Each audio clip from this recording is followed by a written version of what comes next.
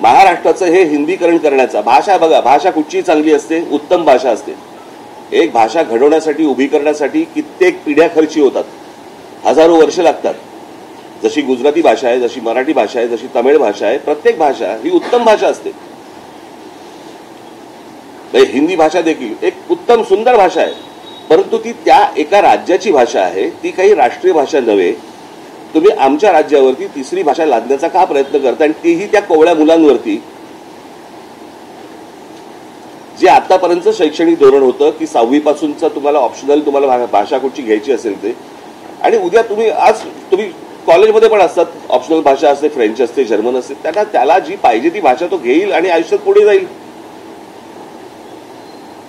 तुम्ही हे का लादतात आणि कशासाठी लादतात, ह्याच्या मागचं काय कारण आहे? मला असं वाटतं की तुम्ही पत्रकार म्हणून सरकारने ही गोष्ट विचारली पाहिजे.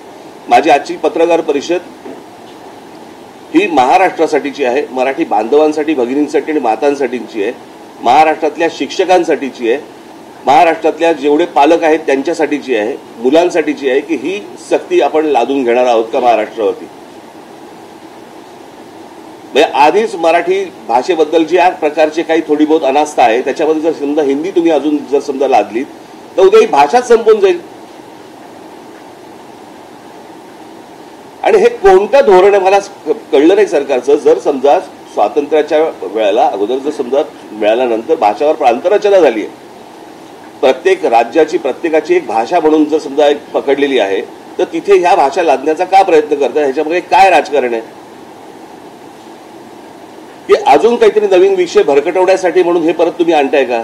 मला असं वाटतं की पत्रकार म्हणून तुम्ही हे सरकारला विचारणं गरजेचं आहे.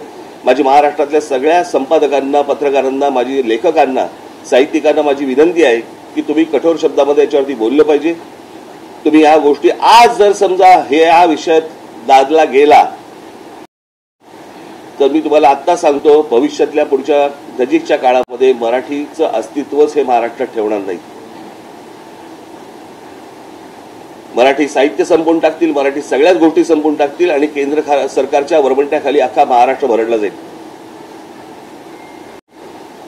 आणि म्हणून माझी महाराष्ट्रातल्या सर्व तमाम नागरिकांना माझी विनंती आहे की याला तुम्ही जेवढा विरोध करता येईल तेवढा केला पाहिजे. प्रत्येक शाळांनी या गोष्टींना विरोध केला आणि शाळा ह्या हिंदी कशा शिकवतात हेच आम्ही बघू.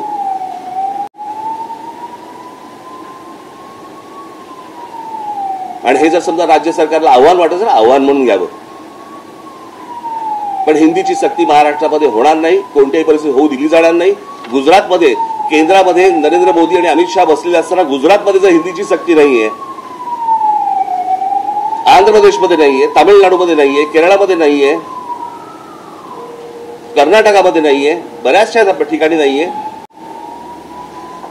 हे धोरण महाराष्ट्रावरती का लादलं जाते, कशासाठी लादलं जाते? मला असं वाटतं तुम्ही पत्रकार आहातच, परंतु या महाराष्ट्राचे नागरिक म्हणून मला असं वाटतं जबाबदारी तुमची देखील आहे आणि याला तुम्ही पूर्णपणे विरोध करणं गरजेचं आहे, आवश्यक आहे. एवढंच सांगण्यासाठीची आजची पत्रकार परिषद होती.